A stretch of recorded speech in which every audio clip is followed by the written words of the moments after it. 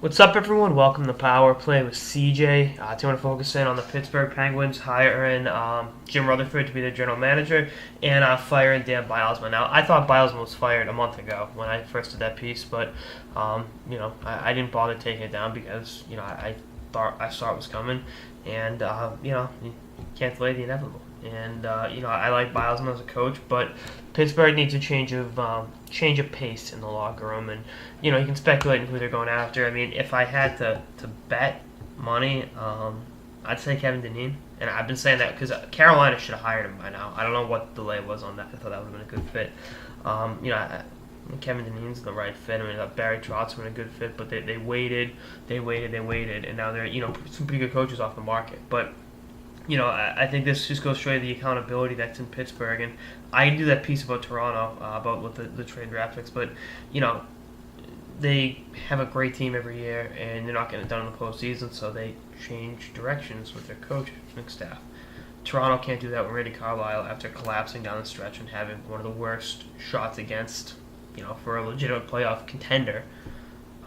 In recent memory, but that's just the way shit goes sometimes. But I don't dislike Jim Rutherford as a general manager. I think he's got the experience, he's got the pedigree, helped build a winner in Carolina. I think that's not a, I can go with that.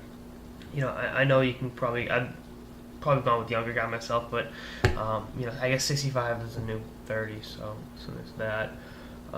But going back to Bylsma, Proto speculated Adam Proto for Hockey News said Vancouver. He's got 2 years left on his contract, so he just sits around and waits for a job next season. He's got to get paid either way.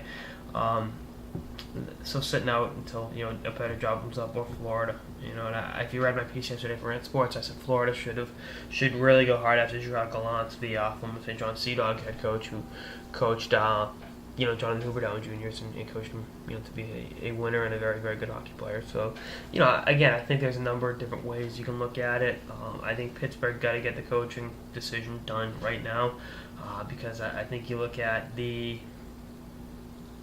timing. I mean, your season's been over for over a month, for just about 3 weeks, I should say. But we'll see what happens with this going forward. I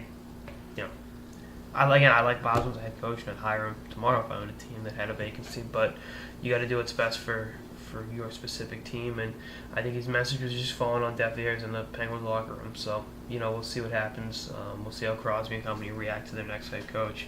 I think it'll be hilarious if they named John Tortorella their head coach, but that's not happening. There's no way in hell that happens, because I think Crosby and Malkin would request trades inside of 20 minutes of that announcement being made.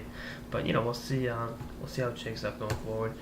Anyway, that's all I got this episode of the Power Play with CJ on the Pittsburgh Penguins shaking things up. Stay tuned for more episodes throughout the Stanley Cup Final and beyond. Later, guys.